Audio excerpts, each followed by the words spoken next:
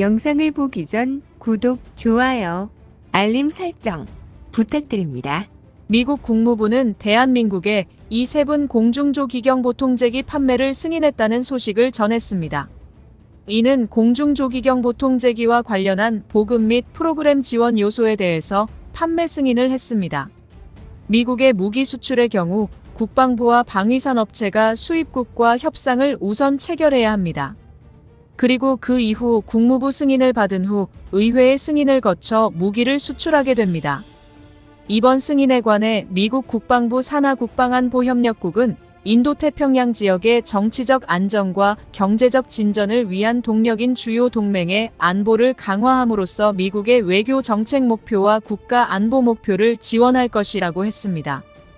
그리고 이번 판매는 한국의 정보 감시, 정찰과 공중 조기 경보 및 통제 능력을 향상함으로써 현재와 미래의 위협에 대한 대처 능력을 강화할 것이라고 평가했습니다. 이와 관련해서 대한민국 방위사업청의 경우 추가 도입할 조기경보기의 기종이 아직 결정되지 않았다고 답했습니다. 현재 보잉뿐만 아니라 다수의 업체와 협상을 진행하고 있으며 시험평가가 진행 중이라 아직 특정 기종이 결정되지 않았다고 합니다. 현재 대한민국은 2031년까지 총 3조 900억 원을 투자하여 조기 경보기를 4대 추가 도입을 위한 사업을 진행하고 있습니다.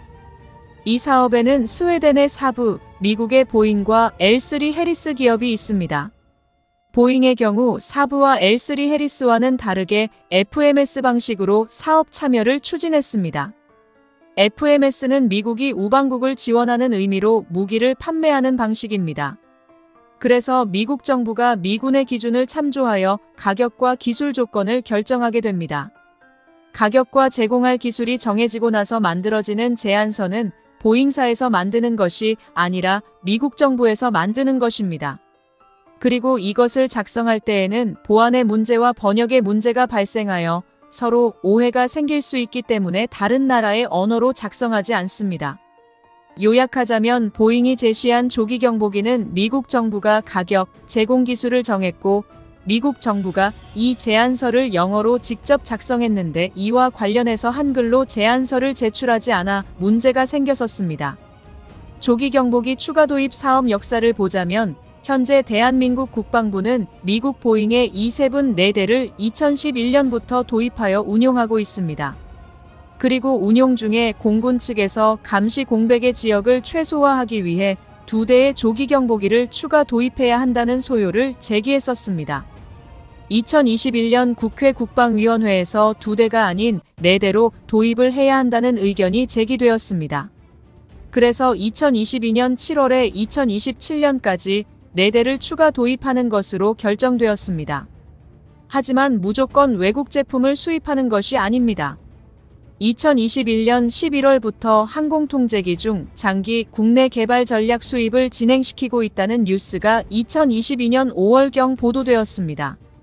즉 조기경보기를 국내에서 개발하겠다는 소식이었습니다. 기체의 경우 에어버스의 A220이나 A320 중 하나를 선택하고 레이더를 독자적으로 개발하는 방향으로 생각하고 있다고 합니다.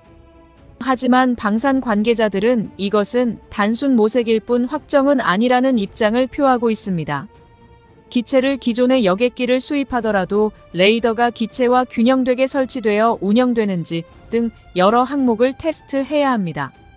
그렇기 때문에 많은 관계자들은 2027년까지 개발이 어려울 것이라고 예상하고 있습니다.